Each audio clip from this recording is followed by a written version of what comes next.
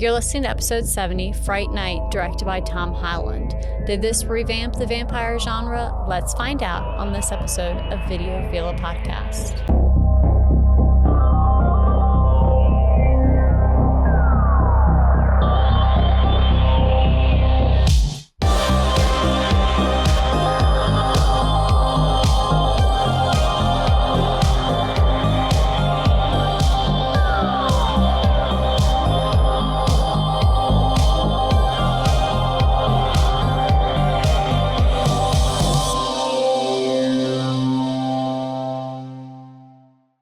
And now that people are done warming my spot, I am back. And if you haven't already, go check out our past episodes, Will Logan's past episodes with Tony and Joe.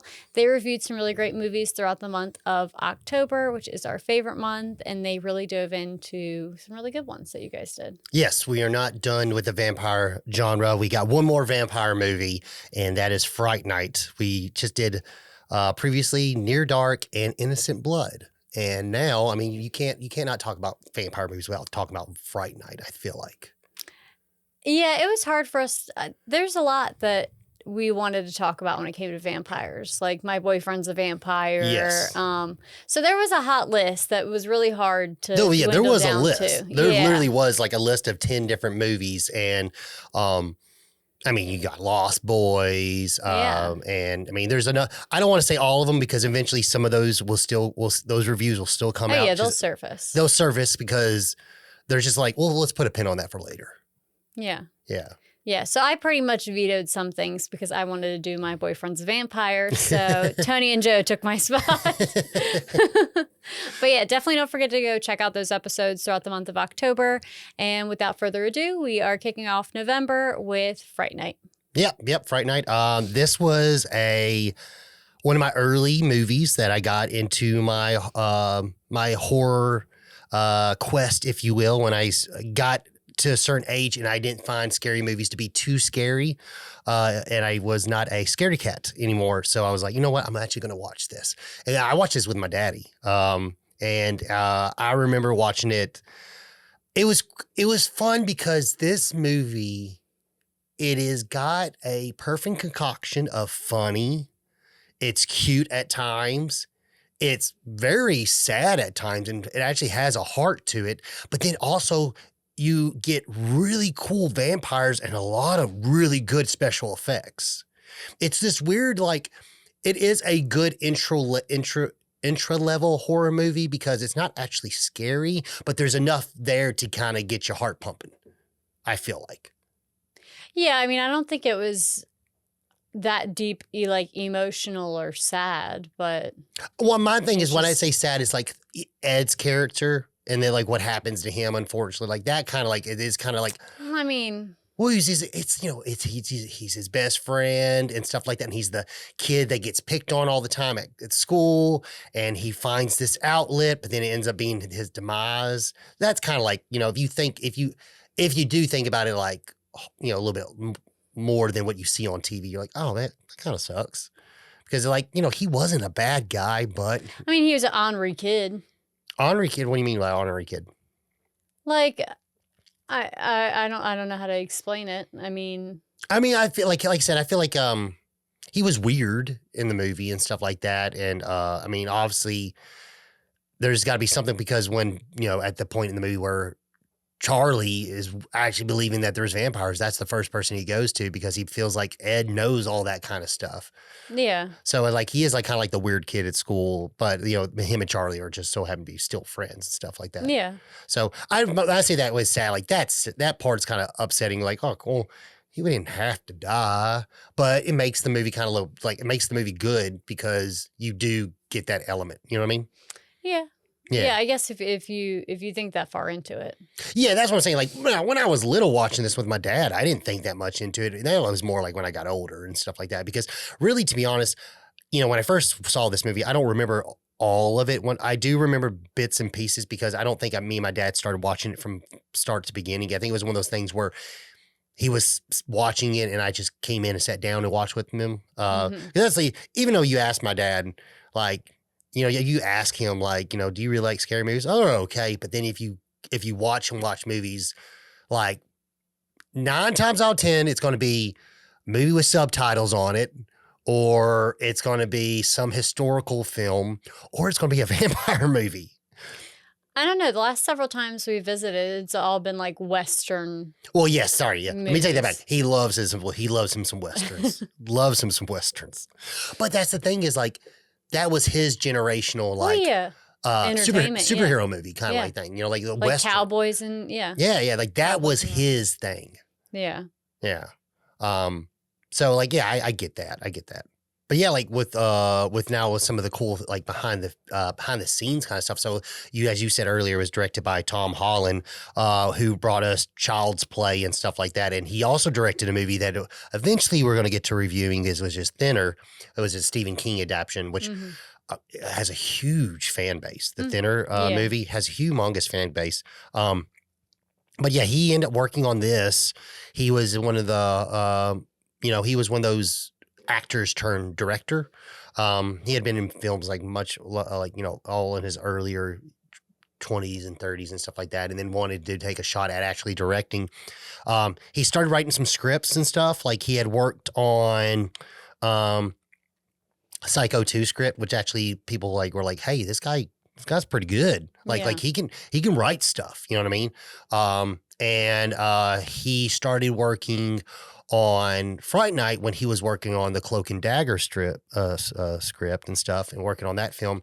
And that's when he got the idea of like this person who's obsessed with horror realizing that a vampire moved in right next door, which is a really cool concept, but he just didn't know where he wanted to go with the film and stuff like that.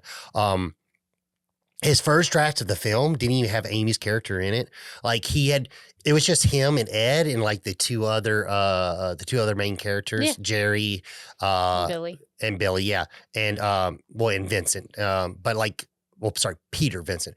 And that's when he realized, oh crap, I don't even have a girl in this. I gotta put a girl in here somewhere. And that was the one cool thing is like when he was writing the script, he would show people this script and they were like, Tom, you got something here. Like this is really good. So he ended up basically originally writing the film for Vincent Price because he idolized Vincent Price. He was one of his favorite like actors of all time. But this was in the 80s when like Vincent Price's like health was like on the strong decline. So unfortunately he wasn't able to have him be in the movie. So they end up kind of like creating circling the character around toward Roddy McDowall, which was another famous older actor that at this period of time in his life, like he's not kind of like with that Twilight Zone scenario where like the main actor is not really getting he's not getting as much work as he used to get. I mean, he was in Planet of the Apes as Caesar, and like one of the biggest characters of that generational area. Like, I mean, the Planet of the Apes was really big. Mm-hmm. And now, like, when this movie was being made, I know we have the tagline, did it revamp the vampire genre?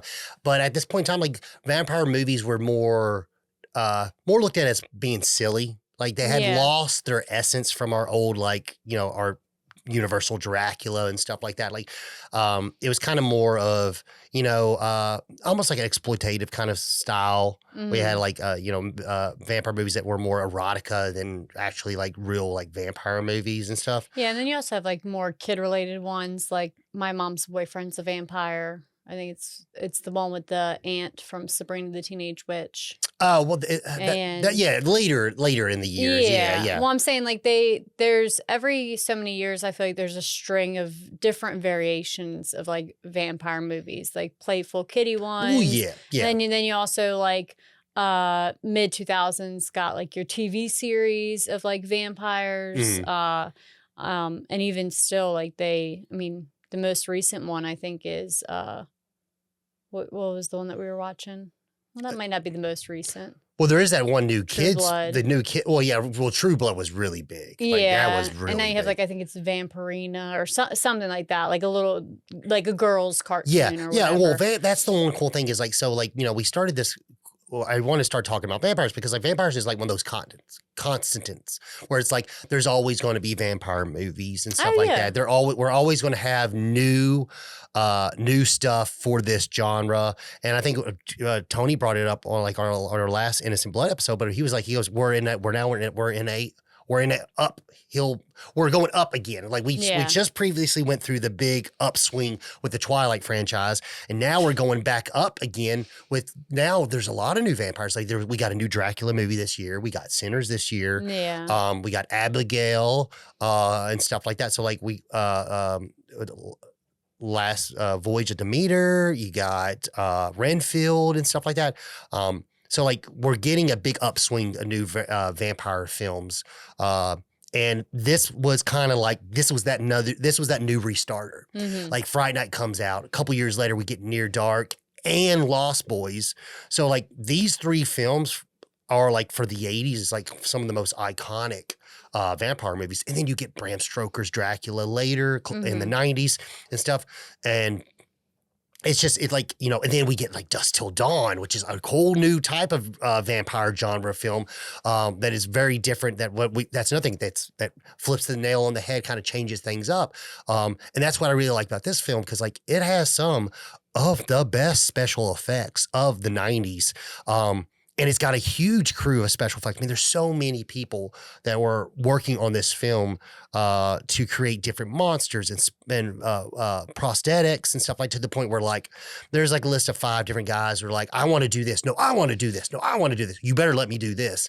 I mean, you got tons of people like, I mean, there is a laundry list, but you got like Steve Johnson, you know, this was his big upswing, like really like leaving the side of Rick Baker and like taking his own personal path and stuff like that. Which that's how he got the job on this one. Like he got the job by showing them a old creature that he had he got the job by working on Ghostbusters on creating the haunted taxi. And like they knew oh, he did that. Okay. Yeah. We want him on this film. Mm-hmm. And it was kind of cool because some of the other creature we'll get to at the end of the film was an old recycled thing that he created at a Ghostbusters, and we got to repurpose it because it was never made I've never actually made the theatrical cut of the film. Mm-hmm. So they got to repurpose it and put it in this movie, which looks really cool. And the movie, like it's perfect horror. It was a nice low budget film, but you can't tell it's low budget. Yeah. It feels very well made. But yeah, they ended up making for like $9 million. And that was like Columbia Pictures, like that was their cheapest film of the year. And it didn't want to it did very well. I mean, for a horror movie, I mean, it made all of its money back and then some. And it was just cool because like this movie, I don't know, it has a, what's to look for? It's definitely a vibe. I mean, anything I can say, like it's got lovable characters. It's in the 80s, and it doesn't feel too glamorized 80s style. Mm-hmm. It feels like you can relate with the characters. It feels like, you know, Charlie could be your next door neighbor and stuff like that. It like I said, it is Jerry Dandrige, the main vampire, by Chris Sarandon, is just phenomenal. I mean, like he is one of the coolest just bad guys because it's not over the top. He's just charisma. He just has like, I don't know. It's just got like he just he has cool. Like are you talking about the main vampire? Yeah. He has like an alluring like charm and not charm. That's the word. Yes. Just like he doesn't do anything over the top funny. Exactly. He doesn't do anything over the top, you know, like not necessarily sexual, but like he doesn't do anything over the top, but he just has just a general charming essence. Exactly. And I mean, he's this very sexy man. Like he is very like his charisma in the film is not, like you said, is not over the top. It's not overplayed. It's so soft and subtle, and it makes the character that much cooler. And you're talking about we're talking about an Academy Award nominee. Like he is a actually trained theatrical actor that, you know, he wasn't going to do the film because he goes, I'm not going to do a vampire movie. But then he read the script, and that was the thing. Apparently, and I kind of I mean, there is copies of the script online. Like you can find them on Google and read them. I really do want to sit down and read the script because apparently the way Tom Holland wrote the script it was so well written that when you could literally tell scene by scene exactly how he wanted the characters to act and how he wanted the scenes to play out to where like when the actors read the script, they really knew what to do. Mm-hmm. Like he like, don't get me wrong, they still can act and do their thing, but like that's what made him like it so much. He's like, I've never read a script that was this well made for a horror film. Mm-hmm. You know what I mean? So that's when he's like, okay, this guy knows what he's doing. Maybe I need to look into this. But yeah, there's a couple more things we'll go back to, before we actually start breaking down the movie. Well, there's a couple of more fun things. I will say though, if you haven't gotten the Blu-ray, this Blu-ray, that's just the Sony Picture Release Blu-ray, nothing fancy. The 4K release is like ridiculously expensive. Apparently, I guess it's out of print or something, but like people are like reselling them on eBay for like $90, which is ridiculous. But it's pretty much the exact same thing. It's just the 4K scan of it. But this thing right here, if you like this movie, you got to get this Blu-ray because this Blu-ray is phenomenal. This is my first DVD. It's got nothing on it. Nothing. It's got a couple. I think it's got 2 commentary tracks maybe. This even has the "You're So Cool, Brewster." It has the "You're So Cool, Brewster" documentary, which is a 4-hour-long documentary over the film, the Fright Night film 1 and 2. So it is fantastic. I mean, they talked to everybody that they could. Everybody that was pretty much still living that worked on the films, they talked to. Mm-hmm. It is a great documentary. And that's another reason I'm not going to go too crazy into because like a lot, like if you really wanted to know a lot of the back stuff behind the movie, like watch that documentary. It is phenomenal. And that's the funny thing is like you can buy the documentary by itself. It's like $30 or you buy this for $25. You get the movie and the documentary, which is awesome. Awesome. But that's all I have to say. Is there anything you want to bring up before we read the back of the box? No, that's pretty much it. All right. Back to the box. Yeah. Meet Jerry Dandrige. He's sweet, sexy, and he likes to sleep in late. You might think he's the perfect neighbor, but before inviting Jerry in for a nightcap, there's just one thing you should know. Jerry prefers his drinks warm, red, and straight from the jugular. It's Fright Night, a horrific howl starring Chris Sarandon as a seductive vampire and William Ragsdale as the frantic teenager struggling to keep Jerry's deadly fangs out of his neck. Only 17-year-old Charlie Brewster knows Jerry's blood-curdling secret. When Charlie can't get anybody to believe him, he turns to a TV horror host, Peter Vincent, who used to be the great vampire killer. Can these mortals save Charlie and his sweetheart Amy from the wrathful bloodsuckers' toothy embrace? If you love being scared, Fright Night will give you the nightmare of your life. Pretty great. I like that. I like that I like those RCA VHS covers too, where it's like kind of like a Nintendo box or something like that. I always thought those looked cool. Yeah. Dun dun dun. Anywho, so the movie kicks off with Charlie and Amy hanging out in his bedroom. They're supposed to be studying. Yeah. But studying is really they're making out on the floor, not even the bed, which I don't understand that part. But nonetheless, in the background, Fright Night is playing on the TV. Yeah, it's kind of cool too because the movie opens up and you think the audio you're hearing is the movie you're getting, and then you realize it's just a cheap vampire movie. Like, so the movies, the scenes that they film for the movie that are Fright Night, the Peter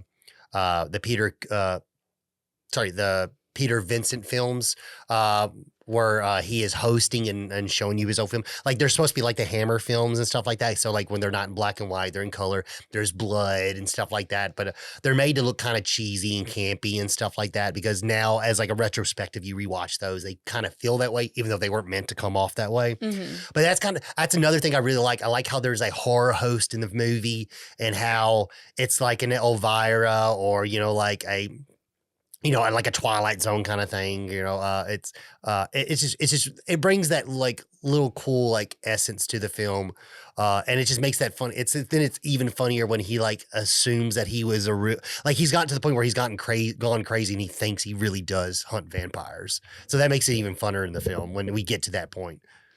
Yeah. So ultimately, like they're making out. Fright Night's playing in the background.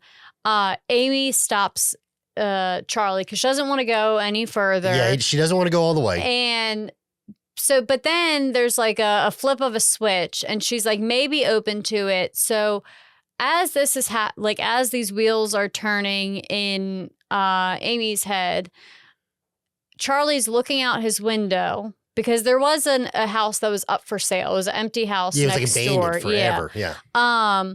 And he sees what looks like them carrying in a coffin. Mind you, Amy's now like partially undressed in bed under the blankets. She's taking her shirt off and she's just wearing her bra and she's like, Charlie, I'm ready.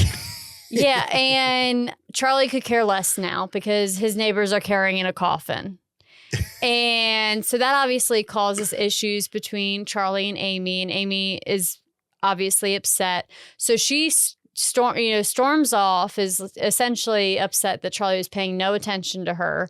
They go downstairs, they're arguing, and Charlie's, do we know Charlie's mom's name? Do we? Oh, I don't remember. I don't recall it either. Yeah, I don't remember her name. She essentially calls them over and she makes a funny joke about how arguing is healthy because however many % of relationships end up in divorce. And yeah, I mean, you're talking about your teenage son and his girlfriend just getting we're in high school, Mom. Yeah. Yeah. And they're also getting, nonetheless, either way. So, what is his last name? Charlie. Because I think Cunningham. they just call her Miss Cunningham. Mm-hmm.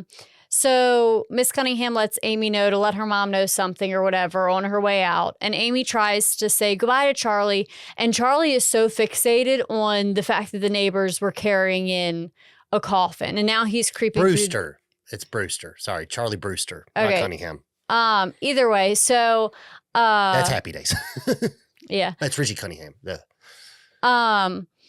So Amy ends up storming off. Charlie doesn't even say goodbye to her because he's so hyper-focused. And Miss Brewster kind of calls him out that wasn't nice to just ignore somebody. And he now is going on a full tangent about the neighbor's house. Yeah, he's very just interested in stuff like that. He's like, it's been vacant forever. And I could have sworn, Mom, I saw them take in a coffin. And she's like, well, so-and-so probably sold it, or you know what I mean? I heard there were new people moving in. Yeah. And then so they just basically, she just basically swipes it underneath the rug and is like, all right, whatever, Charlie. So then it's the next day and we see Charlie's like leaving the house and he sees this very pretty lady showing up to the house and she shows up to his house at first. And she's like, oh, is this so-and-so? And he's like, no, that's house. That's that house over there. She's like, okay. And clearly this lady's wearing a very scandalous outfit. Yeah, she's like escort Yeah, style, basically, yeah, she's an escort. So, I mean, obviously, Charlie finds her attractive, but doesn't think any mind of it. So later that day, Charlie's at home doing his homework, and he hears a scream. Mind you, the movie plays the scream so loud, everyone in the house, everyone in the neighborhood would have been able to hear it. But somehow... no one hears it but Charlie. Well, that's another thing. So then it plays it because that's another thing is like we don't get that aspect of the film. But later, now Charlie's working on his homework at the diner. Then we get the newspaper. Not a newspaper, but the news reporting, and that's when he's like, "Holy crap!" That was the girl across the street. You know what I mean? Like now she's dead.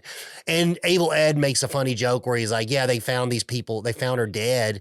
And her body matched the other victims' bodies. And I'm not sure if this is this point in the movie, but we find out when these bodies have been found dead, they're missing their head. Yeah. But this brings in, Amy comes in. She's like, listen here, I don't want to fight anymore. I'm tired of this. I'm sorry. And then Charlie's like, no, I'm sorry. Yeah, I messed up. That was my bad. And then that's when he sees the news report and she's going off on this thing and whatever. And he's too busy looking at the news report. Yeah. Once again, he just does exactly what he just apologized for. What he just got in trouble for and is ignoring her. Yeah. And this is when we get the funny scene where she's like, I'm tired of this shit. So she takes this guy's hamburger that looks like it's got chili on it or whatever and just smashes in his face. And that's when we get that tagline, "You're so cool, Brewster," which is the funny because that's the tagline of the documentary. Mm-hmm. Yeah, so now later we head Charlie heads back home. Now he's going to investigate the house. He's like, okay, I saw a coffin go in there. I saw a lady go in there and then later scream bloody murder. Then that said lady finds up to be dead on the news. So I'm going to take some, I'm going to put on my Hardy Boys hat and do some investigation.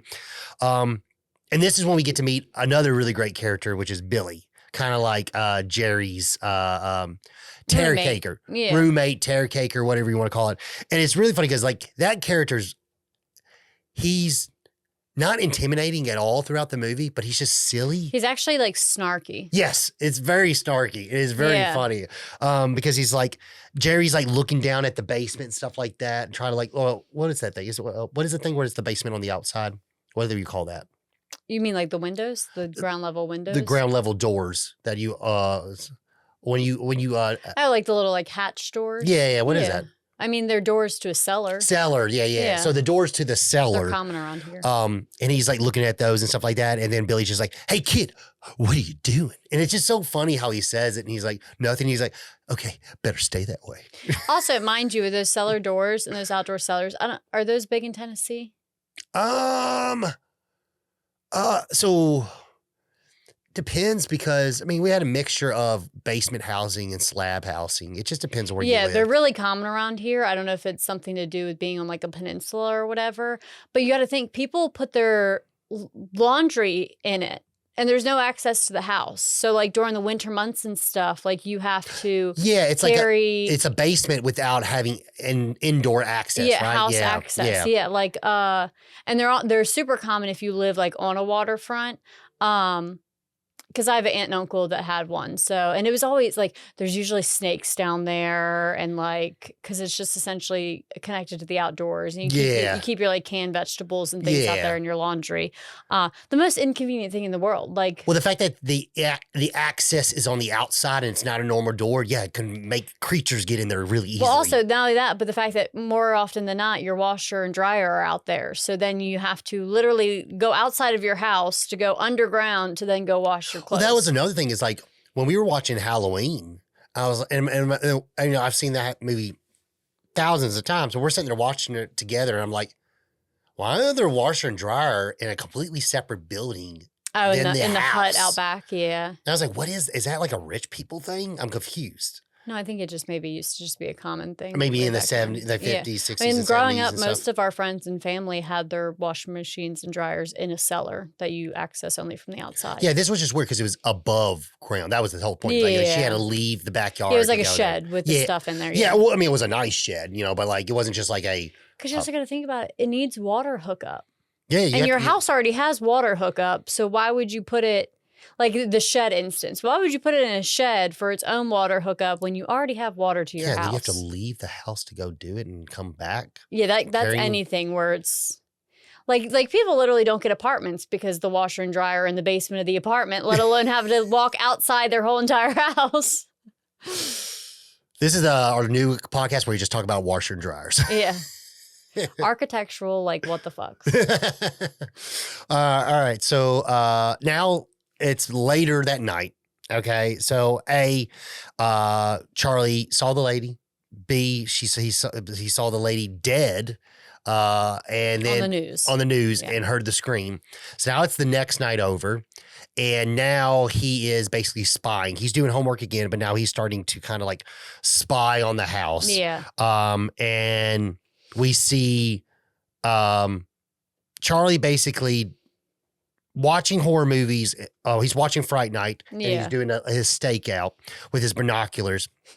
And this is where we get the really cool scene where we get Charlie seeing Jerry for like the first, like, I mean, he's seen Jerry before, but this is like his first introduction to Jerry, and he's caressing a woman who might be another lady of the night. Yeah. And it's like this really like sexy moment and stuff like that. She undoes her shirt, and then we kick into the like great score. I mean, this movie has an incredible soundtrack, and it's really super cool.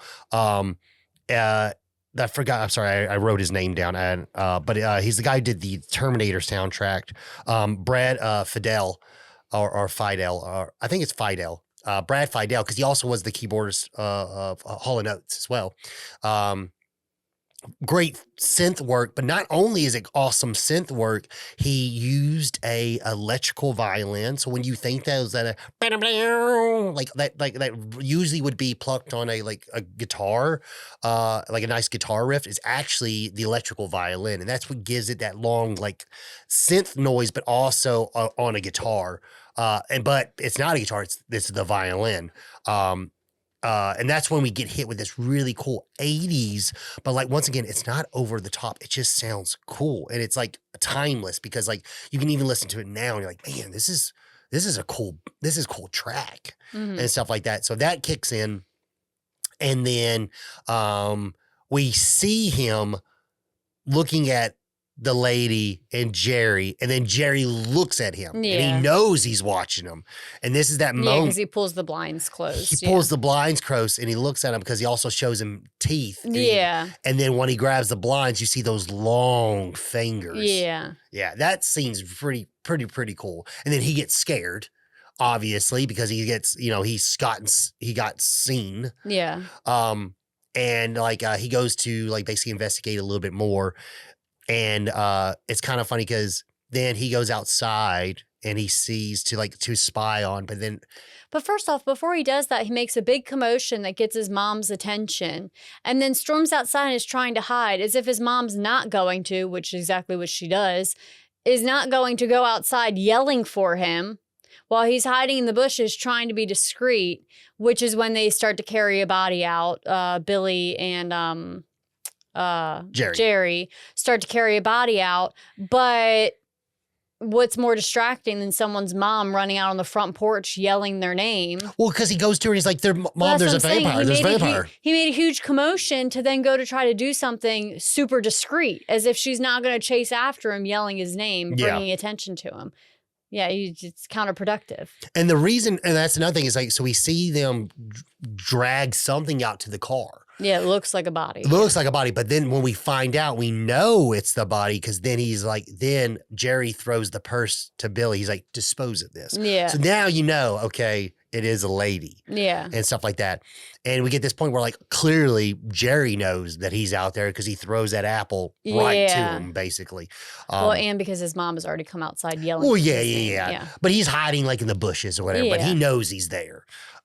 Which I thought was really cool. Yeah. Nothing's worse than hiding and then getting caught, but discreetly getting caught. Oh my God. I tell you the dumbest thing I ever did. One time the good old crew, me, Cam and Jim, were doing stupid stuff where we collected all in Mount Pleasant, there was tons of beer bottles on the ground, empty beer bottles. Sometimes they were full, but we collected a shitload of them, and we were going to take them to like a kind of like abandoned like parking lot. Not abandoned parking lot, it was a building with a parking lot, and we were just going to smash the shit out of them with a bowling ball. Yeah. And we had worked on this project for like weeks, collecting beer bottles, hiding them, and then took them out there, and we go out there to do it. And good old Mount Pleasant police pulls up, and I'm like, well, I'm too fat to run. And so there's this big tree. So I hid behind the tree like this. And then when the guy pulled up, I'm like, well, I'm not going to get out of this one. So I just come across from the tree like, hey, how you doing, sir? He's like, what are y'all doing over here? I was like, nothing. He's like, why you got all those empty beer bottles? We're going to take them to the recycling and get some money. Hey, it's a good excuse. He's like, they don't do that anymore. And then Cam was really good. He's like, yeah, my uncle's going to go pick us up. We just got to walk down the street to his house. He's going to pick us up and take us over to the dump so we can recycle him and stuff. It was the dumbest thing in the world, but it scared the shit out of me when I was little. Yeah, one time me and Sierra snuck out up at the campground, and we would push the golf cart far enough so you didn't hear it start. Because also, if you put a golf cart in neutral and you push it and you start it while it's rolling in neutral, it doesn't make as much sound when you accelerate. Oh, I got you. You get it going before it actually gets going. So you can't wake up Graham. Yeah, of course. But then on our way back, we were pushing it back because you have to fully push it back. You can't because you need it quiet that last half. And also, mind you, we are like maybe 13 and 15 because we're 2 years apart, and we're pushing a golf cart. And my like aunt and uncle by marriage, they're like the ones that are diagonal or whatever and across. They were outside drinking, and we were like, well, maybe they didn't catch us. Like, maybe they didn't. So we said nothing, and we were like, but they definitely saw us, and we're like, they're not going to say anything. Like, there's no reason to say anything. We're not doing anything wrong besides like sneaking. And we're sneaking back in. We're not on our way out. And no, he definitely did rat us out. But Graham waited until we were like already had left and on the way home, like trapped in the car to bring up that she knew. And we were like, damn it. All right. I knew what y'all did the other night. Yeah, but nothing's worse than like when you know you're caught, but you don't know how caught you are.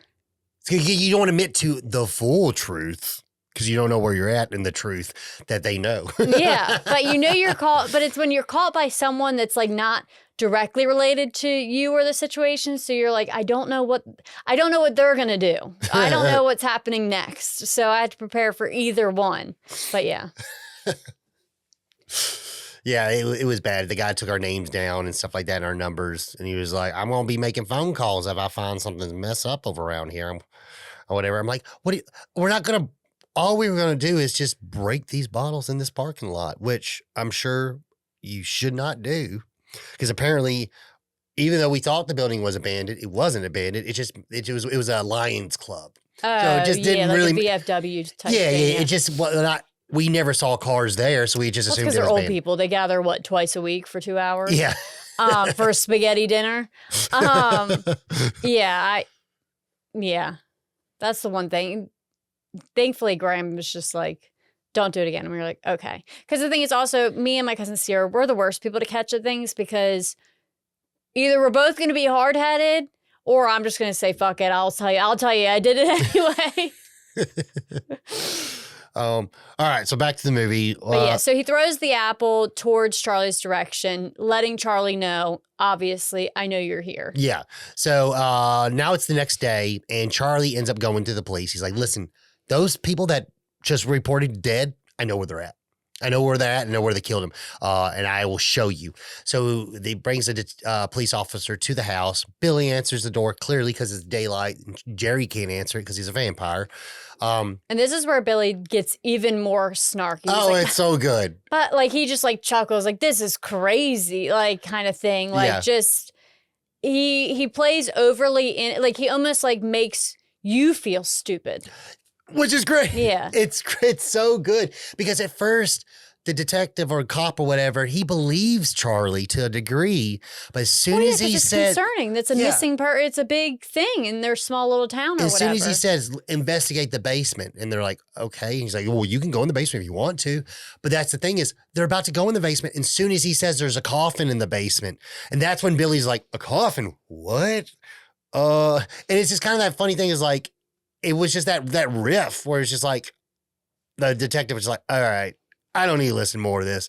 I'm fucking leaving. You wasted my time. There's no coffin in the basement. Yeah. And he's like, there's a vampire in the basement. I saw him. And he's like, vampire? What are you talking about? Yeah. And then essentially the cop turns on Charlie and is like, if you keep messing around, if you step foot, in my precinct again, like I'll have you arrested and kind of like blows up on him and stuff. So like pretty much Billy just played it off just by being like, this kid's hysterical. Yeah. Like, what are you talking about? Pretty much. And he does it great. He does it really great. And it's also a kind of good thing where like, it's good because like Billy's like that perfect age where he's kind of like he's like a college kid. Almost. Yeah, exactly. So it feels a little bit, okay, he's a high schooler, but I'm a college guy. You know what I mean? Like I'm a little bit more mature than this character here, but I'm not too adult. You know what I mean? So, obviously, freaking Charlie's scared because no one will believe him. So he goes reach out to get help from Evil Ed, because he feels like he would have some sort of answers. Yeah, so Charlie gets to Evil Ed's, and Evil Ed is, I don't know, doing something on his whatever. Not necessarily he's computer, sculpting but something. yeah, He's sculpting something. Yeah, at his work desk. And Evil Ed, for some reason, reminds me a little bit of like a older version of Dennis the Menace. I don't know why, but either way, the hair, maybe the blonde hair. I think also just like he's got that evil laugh. Yeah, he does got he's just quirky. There we go. That's what, not Henri. He's quirky. That's what I meant earlier. But Charlie immediately goes to Ed for help because he's like, I'll tell Ed what's happening. Ed will believe me and he'll know what to do. Exactly. But then it almost is like Ed also takes it as a joke. He does, but then he's like, okay, well, if you really believe this, in theory, this is what you would do. Yeah, and it's also like, okay, Ed, you're clearly like a little weird yourself, so should you really be writing him off like that? Nonetheless.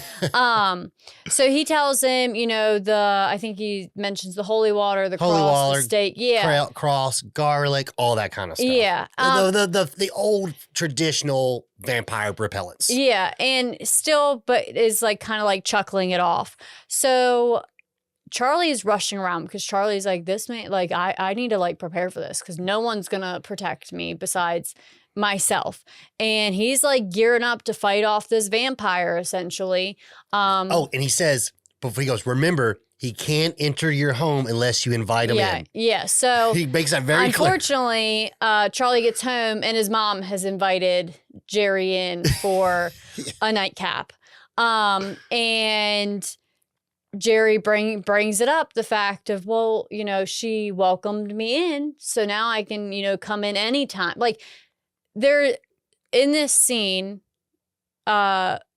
Charlie, his mom, and Jerry are having a conversation, but also it's one of those things where Charlie and Jerry are also having an undertone conversation. Exactly. While the group conversation is going on. He's like letting you know, he's like, hey, I know you know what's up. I know you know what's up. I know what you know. I know you know the rules, and I just want to let you know that it's fair game now because I'm in your house. Yeah. So we'll see how this goes.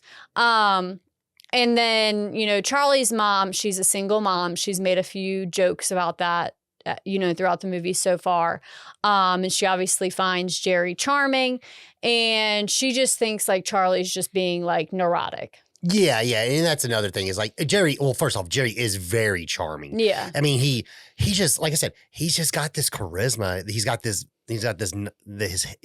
from his hair to the clothes he's wearing. He's very trendy for that type. Even like when Amy sees him, she's like breathtaking by him. He's like, oh, he's really neat. You know what I mean? And so forth. So, but yeah, he just like what's called Charlie plays it off. He's not acting crazy neurotic in this moment because he knows he can't really do that with him in his house. Yeah. He's also fearful of his mom and stuff like that. Yeah. So basically. Oh no, he gets more neurotic. I was just saying his mom so far has just thought like, okay, Charlie, you're being too much. Exactly. So we cut back to later, and I'm guessing it's later that night. Jerry pays Charlie a visit. Yeah. And he's like, listen here, I know you know what I am. Clearly, I can come to your house. You can see that now. And I'm going to make it really easy for you. I'm going to give you the choice, okay? You leave me alone, and I will let you live. Now, here's the thing. I didn't get to get this kind of choice when I was like you, all right? Yeah. So I'm being very generous right now, all right? Just leave me be, and I will leave you alone. Which, to be honest, in hindsight, it's a pretty fucking good deal. Yeah, sure. All right. Bye. Leave. Do what you want to do with your hookers. That's fine with me, okay? Yeah, just like leave me and my family alone, and you go about your way as the next door neighbor. I don't really care. Exactly. But unfortunately, Charlie can't live with that, and he ends up, because he's choking him. He's like, listen here. You know what I mean? Yeah. And that's when he ends up grabbing his pencil and stabbing him in the hand. Because he's not only choking, but he's also like hanging him out the second floor window. Well, that's cool because we see him prepping. He's got all this stuff and stuff like that. He tries to use the cross on him. And he's like, that won't work. You got to have faith. Yeah. Whatever. And then he earlier we see him hammer up the windows. He just throws up the shades like it's nothing. Yeah. So freaking cool. But the cool part is, this is what I really liked. I liked when he ends up getting stabbed and we see a kind of like vampire. In books, they have been described this way. But like, as far as like in film, we get this really cool monster-like vampire because Jerry changes. He has 3 forms in the film total. 4 forms if you count his normal form and the other 3 forms, which was this is that second form. Yeah. Then there's a 3rd form, and then the final form at the very end of the film when he dies. But we get this really cool scene of these just overall brutal, like gnarly teeth, rotting like face and features. Yeah, it's just a nasty looking vampire. Like a monster. Yeah. Like a freaking beast. His eyes changed color, like the whites of his eyes, everything changed color. Yeah. It's so cool. He gets stabbed in the hand and we get this really cool effect where he pulls it out and you turn it around. There's a hole. But yet the pencil's not there and he calls him a fool. He does this 360 spin and he's basically like, I'm coming back tomorrow. Well, yeah, because now Charlie's mom's banging on the bedroom door. Exactly. He's like, I'm coming back tomorrow and I am going to kill you. Yeah. But when he says that, he ends up flying away or leaving basically. And then he gets a phone call and that's when he tells him on the phone, like, I'll be back there, Charlie. Yeah. I will kill you. And we get this kind of cool scene where he's like cleaning his hand or whatever, but you see Billy like tending to him. So Billy's kind of like his Renfield kind of character, which I thought was really cool because obviously Billy is not a full-blown vampire because he can walk during the daytime. Yeah. But he's not normal. Yeah. You know what I mean? So now, as if Charlie was not already neurotic, he just takes it to another level now because he goes complete apeshit and crazy. Yeah, because he's like, I'm gonna die tonight. I need something. And Ed's not helping me. Amy could like really care less because we're not talking right now. My mom thinks he's charming. The police don't care anymore. Nah. Who do I go to? Well, the vampire killer. Yeah, because he gets the idea because he's scared to death. And what's playing? Fright Night. You know what I mean? It's great. It's great. He ends up going to Peter Vincent's place, which I didn't say it earlier, but Peter Vincent is a combination of Vincent Price and Peter Cushing put together. Mm-hmm. Peter Cushing being from the Hammer films and Vincent Price being just legendary Vincent Price. And that's how he got the name for the character. He goes to check him out at the studio and talk to him. We've basically just found out his show's been canceled, and he's taking all his stuff back to the house where he lives. And he's like, listen, do you believe in vampires? Because at first when he sees, oh, you're just a fan, you want my autograph, what do you want me to sign? He goes, no, I got to talk to you about something serious. Like, okay. He's like, you really believe in vampires, right? And he's like, yeah, kid, I believe, yes, I believe in vampires. And he's like, okay, well, my neighbor is an next door vampire. I need you to help me kill him. And then she was like, okay, get away from me, crazy. Yeah. So he sorts of just, writes Charlie off or whatever. Oh, yeah, he just drives off. Yeah. So Charlie is just in a tailspin. So he goes home.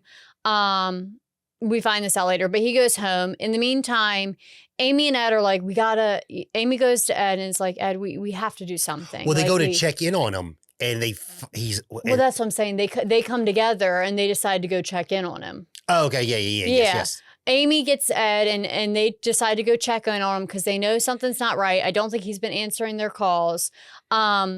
And they walk into Charlie's room and he is like doomsday prepping. Yeah, vampire prep. There's garlic everywhere. There's candles. There's stuff. Profusely sweating. Like he's carving. I think he's got the fence from out front. And he's making steaks and stuff. And they're like, what are you doing, Charlie? He goes, tonight.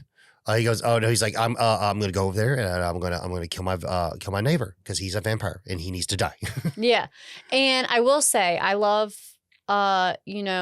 psychological things and diving into that kind of stuff. I I talk about it a little bit when we did Friday Part 2. Yeah, Friday Part 2, where she pretends to be his mom. Well, they do such a good job at like not necessarily telling Charlie like, whoa, you're wrong, you're crazy, reel it in.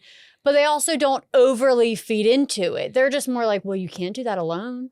Yeah, like well, what are you gonna do? Like, well, what's your plan? Well, can we help you? What kind of help can we? And because they're trying to slow him down and bring him down a few notches so they can then think of a plan. Yeah, we were watching it. It was like, and we said basically they matched his crazy. Yeah. To kind of get him to actually listen to him. Well, yeah, which they do say, like when people are like going through, we'll call them episodes or whatever like that, there's this fine line of balancing of like, you don't want to feed into it.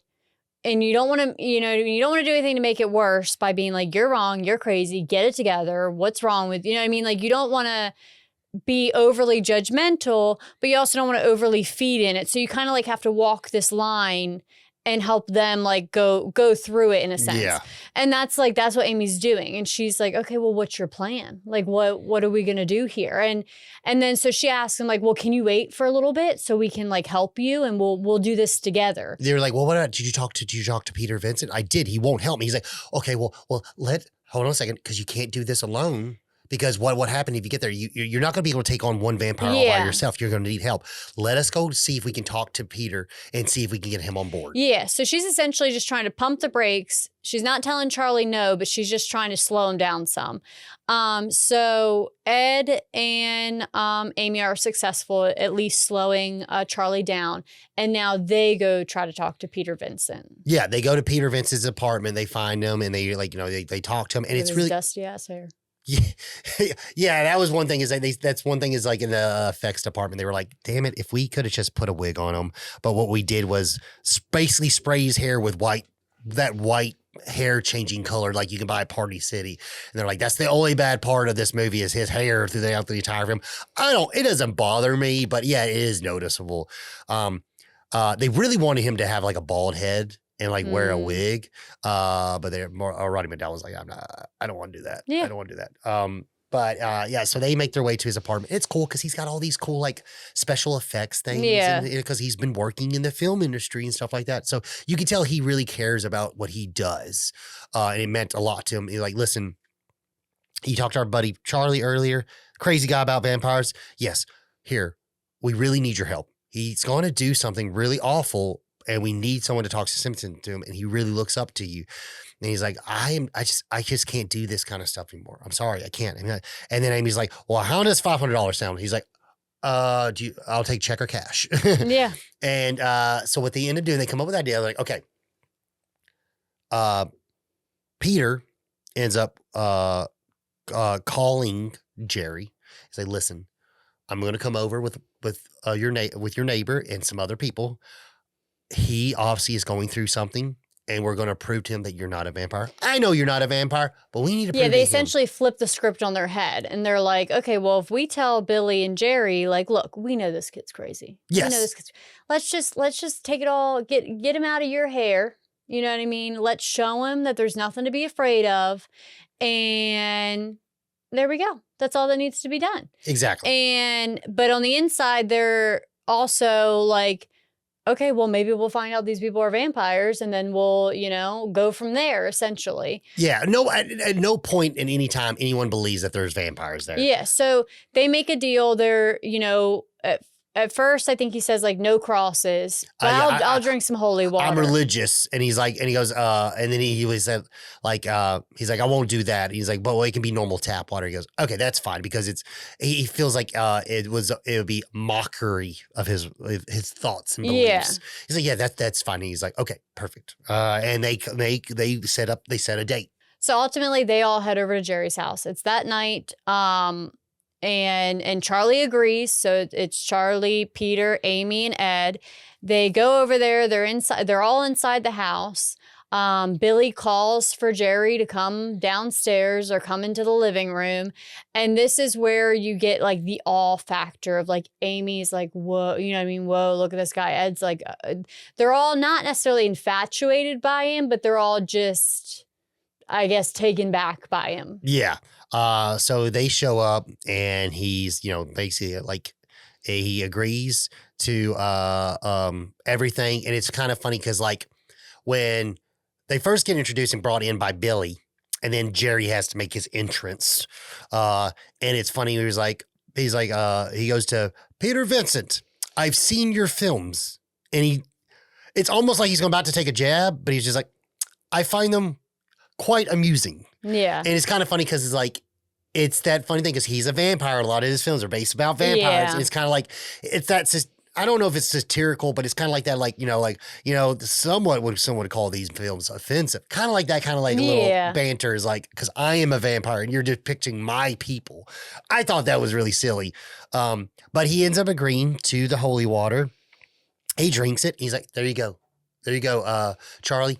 No vampire. We're good to go. All right, let's go home. And he's sitting there. He's like, no. He is a vampire. Check the basement or whatever. And he's like, listen here, Charlie. He's not a vampire. You saw it with your eyes. He drank the holy water, right? Right? All right. And nothing happened to him. Okay. So we can leave. Yeah. And while they're talking, Peter Vincent ends up pulling out his pocket mirror that he used on one of his films. And he's like looking at himself, like just kind of checking his hair and stuff. And he notices Jerry has no shadow. Yeah. No reflection. Yeah, or no reflection. He ends up dropping the mirror and the glass breaks. And now Peter Vincent, now he's kind of like rushing them out the door. He's like, okay. We've done enough. Now like let's go. And he kind of ushers everybody outside. And he gets in his car and is like ready to speed off. Like Charlie's like, what did you see? What did you see? Yeah, Charlie picks up on it because he's being super obvious because he goes from like, see, everything's fine to like, get the fuck out of there. And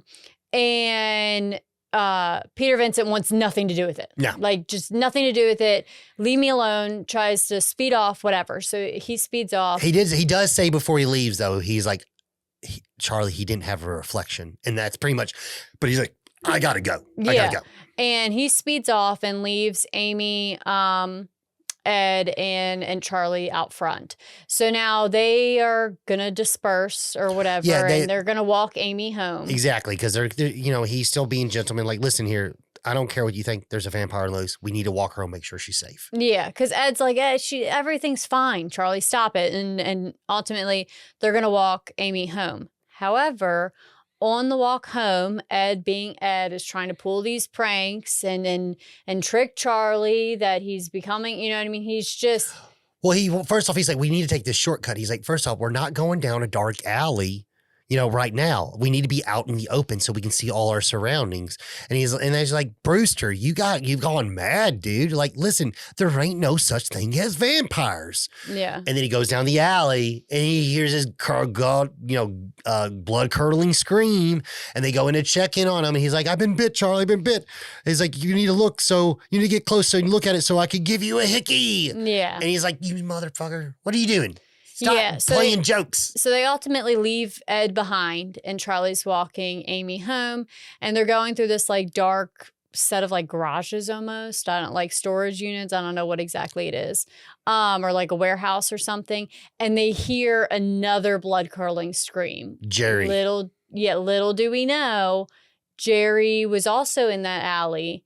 And he got Ed after they left. Yeah, and it's this really cool scene. Like, once again, I said it earlier, but it's that scene where he looks down at him. He's like, listen here, I know you. I've been there. And I know what you deal with on day to day. I am here to tell you things can be better. And I can show you a better life. And all you got to do is just surrender to me. And I can make your life a lot better. And basically lets him know, because without getting the scenes...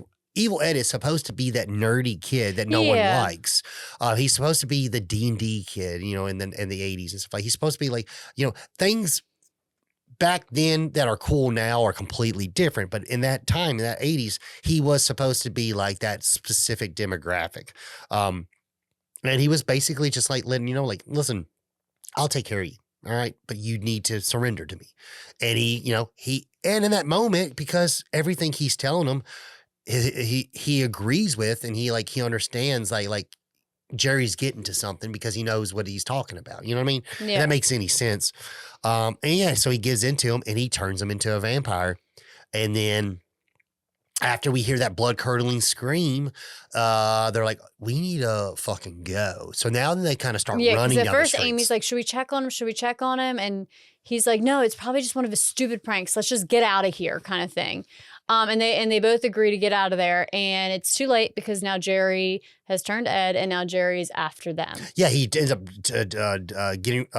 getting to the breaker in the street and turning out the lights, and we get this scene where he's slowly stalking them and stuff like that, and we get this kind of cool part where like they're running down a parking garage and whatever, and all of a sudden he's behind them, but then they run like 10 feet, and then all of a sudden he's in front of them. Yeah. He's like it's this really cool like vampire speed kind of thing where he's just almost like teleporting, but he's just so fast. Super, super cool. Like classic vampire stuff. Yeah. So Amy and Charlie run into a nearby club to try to get away and be discreet from him. And also they know there's a phone in there.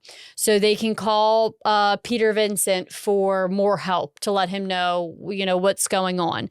Because that's the only person that they can think of that's going to help them.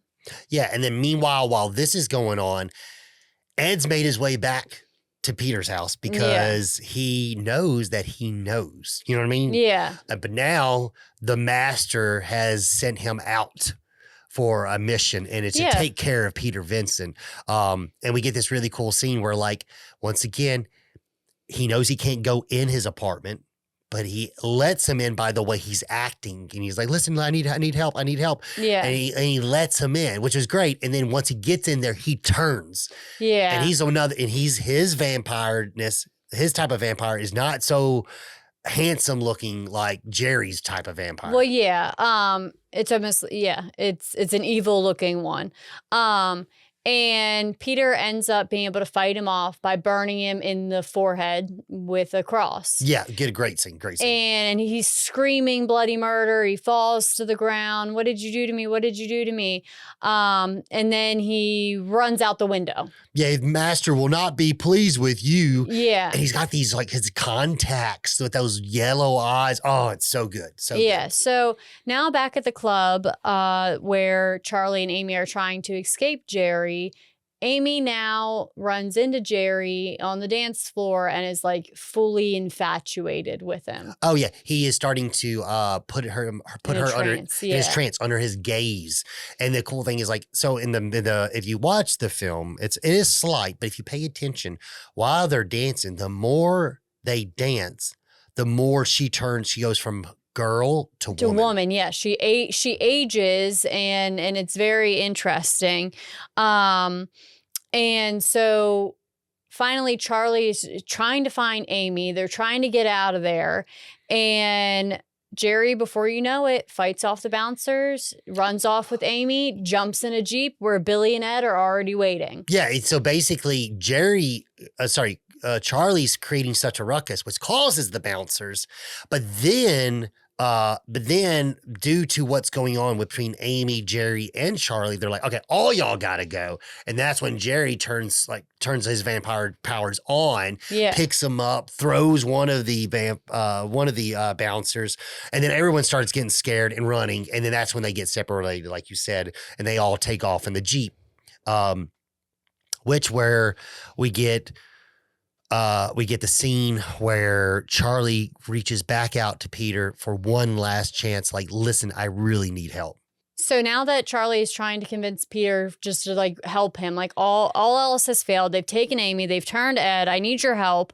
Back at I almost said Peter's house. Back at Jerry's house, Jerry has decided he's going to turn Amy because Amy reminds him of some past love. So he's also infatuated with Amy. So they kind of start to have that like ceremonious like switch. So they change her clothes. They're doing all these things because he's going to transform her. Yeah, he's going to turn her, and it's kind of cool because like earlier in that scene while they were going through those. When like when the crew was over there earlier, we see an old photo. And it was like, they're both like, that is that Amy? It's like this old Victorian style photo. It looks just like Amy. So yeah, he ends up basically turning her because she is basically a reincarnation of his one lost love. Peter and Charlie head over to Jerry's house, where Jerry meets them at the top of the stairs. Mm-hmm. He's basically know they're coming. Well, yeah. He meets them at the top of the stairs. And Peter tries to use the cross, which does not work on him at all. And also, I think this is at the point when, no, that's later. Yeah. So he uses the cross on him, which doesn't work at all. But then Charlie pulls out a cross, but now Charlie believes now. So now he's got the faith. Yeah. And that cross actually causes Jerry to go away. Yeah. And Peter now at this point, even though he's the vampire killer, is scared and runs off to Charlie's house. So Peter breaks into Charlie's house, essentially. He's trying to find Charlie's mom. However, instead of finding Charlie's mom in Charlie's mom's room, he finds Ed. So Ed has already broken off from the crowd and gone to Charlie's house. Yeah, and it's cool too because like he's like hiding in the bed. He's got like a Raggedy Ann style like wig on. And well, because she has a bunch of dolls and Raggedy Ann things in her. It's very interesting. But also, we knew earlier in the film she's going to start working night shift. Yeah. So she's not there. Yeah. It's perfect. And for Evil Ed to be in there when she's not there, it is kind of weird because how could Ed get in the house? Because he's been welcomed in there. He's Charlie's friend. I get that, but does that work pre-welcome prior to becoming a vampire? I don't know. Maybe I'm looking too far into it, but yes, we get this great scene where they are going at each other, and then Peter Vincent runs off, and we see this awesome scene where, because just specific type of like tellings, vampires can shapeshift into bats and wolves. Mm-hmm. So Evil Ed ends up turning into this wolf. Yeah. And he's about to literally kill Peter Vincent, and he goes to jump on him. But at the time, Peter Vincent has like a broken stairwell piece or whatever. That is like sharp. A shiv essentially. Yeah. And as he jumps on him, he ends up actually puncturing and stabbing Evil Ed in the chest. And then he falls back and lays on the ground. And he turns from this like curled up, decrepit wolf to now curled up Ed. Yeah, and it's weird too because it's like the transformation scene, and Steve Johnson goes like really in detail in the documentary where he's like I really want to like we're trying to think of what have we not seen before. We've seen people transform and change into things, but when people go back, they just go back. We never see a de-transformation scene. They're like, okay, well, let's do a de-transformation scene, and that's when they're like, okay, well, what we could do is maybe it doesn't all go back fluent. So we get the thing is like one arm goes back and the other arm is still like half changed. You see it a lot with like zombie transformations and stuff. Like the body slowly dies off. Yeah. This one's just kind of cool because it's a little bit different. Like, half of his head is human, but the other half is still wolf-like, and it's just something that we hadn't seen before, and like it was that was like their Until purpose. You get American Werewolf in London. Well, no, because that movie came first. Yeah, and that was funny because that's what Steve Johnson was like. This was his American Werewolf London scene. Yeah, this was like, and he's like, and it was funny because like in the documentary he's like, take that, Rick Baker, but it was all fun and games. But yeah. So Peter has now killed off Ed, and Peter is now making his way back to Charlie's house. But now the house is completely different. Now it's smoke, creepy. There's fog. Eerie, oh, it's so cool. So cool. It's almost like a battle has been going on. And so Peter tries to save Charlie by busting open the doors. Charlie and Amy by busting open the doors, but everything's locked. Like the whole house is now not necessarily barricaded, but locked up. And he is now greeted by Billy. Yeah. And Billy, basically, Peter has brought all of his stuff from the films that he hunts vampires with, because if all that is true, then everything in my little box can actually kill these things. Mm-hmm. So he ends up unloading on Billy with his gun, and we get these really cool scenes where he just gets shot, falls down the steps, and just keeps on getting back up like a zombie. It's just really creepy. But then he's like, then he stabs him in the heart with a stake. Yeah. And that's when he just starts to just ooze and melt this green. Well, yeah, Charlie stabs Billy in the heart. Yeah, sorry. Yeah. Charlie stabs Billy in the heart with a stake, and he starts to just like melt away. Like his flesh and his body just melt away. And now he's trying to make his way to Amy, because that's his biggest goal here, is to save Amy. And he has Peter's help because Peter's back there now. But I would just say these effects in this scene are so freaking cool, where he just basically, Billy turns into bones and goo. And this is one of those scenes that just is burned into my skull. What I remember watching with my dad, like being like, this is gross, but this movie's not too scary. And it's like, I can handle this. Yeah, it walks the line. So Jerry, because mind you, Amy is still under Jerry's quote unquote spell, commands Amy to kill Charlie. Yes. Yeah, because he is her maker. And so we get this really cool scene where like they are going after each other. Jerry ends up crashing through the plate glass window. Peter ends up pulling out a cross, but now he has this faith, and now it actually starts to work. Mm-hmm. But the thing is, now it's about dawn time. So dawn's breaking, and we get Jerry ends up turning into a bat to attack him and get away. Yeah. And we get this really cool giant like bat creature monster thing. And the bat ends up attacking Peter, and he's like chomping at him and stuff like that. But he's just enough to like hold him off from like actually getting him and stuff like that. Really cool scene. Which at this point we then get the bat ends up Jerry ends up getting burned by the sun, which also causes him to fly away into the basement to go back to his coffin, because it is daytime now. So yeah, then Amy shows up, and now she's like completely transformed. And mind you, she was demanded to attack Charlie. So she starts to try to attack Charlie. Yeah, she's got also, like, she had short hair. Now she's got this long, beautiful red hair. She has new boom booms, and she's in this beautiful dress. I mean, like, it's very important, because like they really make her like, oh, now that you're a vampire, you're like Jerry. The alluring vampire. Yes. So then Peter stakes Jerry, and he gets up, and he is still trying to flee because the light's coming through. Well, Charlie realizes that and starts to break all the glass in hopes that, the sun is going to come in the more glass he breaks, and it's going to cause Jerry to burn up. Yeah, and at this point we get the famous vampire scene on the front of the film, which we get the awesome makeup on Amy's face. She has turned into monster vampire now. Yeah. So now she's no longer sexy. She's got this wild, crazy face makeup, which apparently they did like at the very last minute of shooting. They're like, we need something different. Can you do something? And the special effects department was like, well, they just whipped something up, and it's funny because it was like such a big scene. They threw it on all the posters. It is the iconic vampire from Fright Night. That's her face right on the DVD, the VHS, the Blu-ray. It is that iconic Fright Night poster, which is awesome.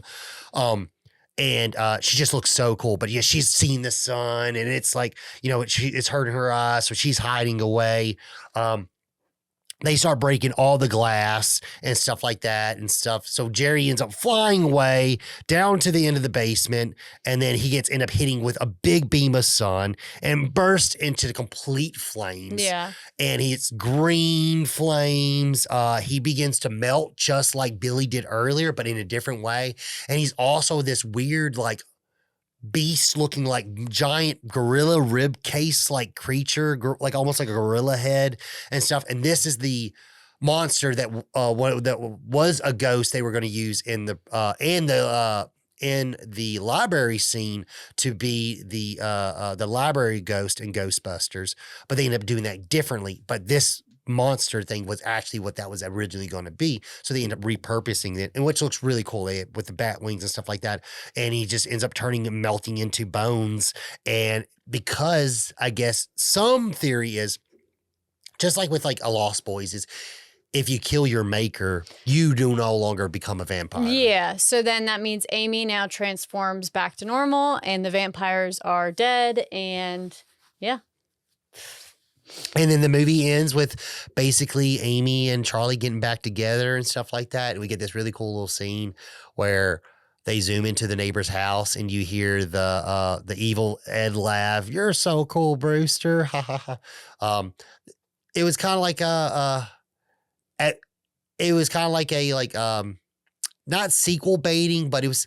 I think if I can remember correctly, Tom Holland said he really didn't want to do that. Originally, he had written that they were going to be watching Fright Night that got renewed, and Peter Vincent was going to turn into a werewolf. Yeah. I mean, not werewolf, a vampire on Fright Night on TV. But they ended up not doing that, which I'm glad because like I don't like stuff like that. He's like, I don't like it when like you have a happy ending and then you end up ruining it by making it not happy. Just leave it the way it is. Yeah. Yeah, so that's pretty much how the movie ends. Amy's back to normal. Things are back to normal. The vampires are gone. And yeah. All right. So did you like the movie? We got to because you know. So I will answer the typical questions. This is the first time I've seen it. I mean, I like the movie. It's good. I mean, there's nothing necessarily wrong with it. I like Buffy the Vampire Slayer more. It's a different vampire movie, but yeah, I understand that. Yeah, I feel like they're kind of in the same era. You have like the friend group. And it's a little bit different, but still along the same genre. So yeah, it's not my favorite vampire movie. Okay, but you liked it. Yeah. Okay, cool. I love this movie. It is one of my favorite vampire movies. It is, like I said, it's up there with Near Dark and Lost Boys, and I don't know, like it's just one of those great movies. It's awesome. It is fantastic. It meant, and like I said, and I have like it was fun for this being like one of the first like vampire movies I remember watching as a child, and it was, I like the fact like, you know, I got this like these core memories that watching this with my dad and stuff. It is a very fun movie, and it is great. It is phenomenal. Maybe one day in the future we'll do two and stuff like that. But for right now, I feel like this one is it is. If it's not broke, don't fix it. It's just a great movie. It's got heart. It's got soul. It's got funny. It's got charisma. It's got great gore. It's the perfect package, especially if you're a little boy like me. It's also got nudity in it, so it's great. Anywho, and then our big title question is, did this revamp the vampire genre? I would say it didn't revamp it, but it continued to carry it on. Yeah, I don't think it was big enough that it was this huge revamp, but it didn't let the ball drop for the vampire genre. I think it was, this one was the movie was such a home run. It allowed other people to greenlight their movies because now people had a desire to see more. Well, yeah, that's what I'm saying. It kept the ball rolling because I don't think there was a huge plummet before this one came out that it needed to revamp it. I just think it kept the ball rolling for that genre. I got you. What's your answer? Oh, I definitely think I definitely thought it restarted the genre. So because then we would have the next 5 years of like good vampire films and stuff like that. So I definitely think it added a lot to the genre that the genre was missing. And it helped it out to keep it relevant and stuff like that. So I do, it didn't, okay, I will say it didn't revamp, maybe might be saying as change the genre. It didn't change the genre. It just really got the ball rolling again after it had been kind of been stalled out for a while. But yeah, that is my 2 cents on the question. Yeah. All right, that's it for today's episode, Fright Night, directed by Tom Holland. Thanks for stopping by and hanging out with us. And if you like this episode, please like, share, and subscribe. And if you also watched this movie when you were little, let us know. And if you enjoy it just as much as in the rewatch, we would love to hear that. And be sure to follow us on all our socials. You can check those out at videovillaentertainment.com as well as extra content. And we'll be back with more reviews. So until next time, I'm Becca. And I'm Logan. And thank you for renting from the Villa.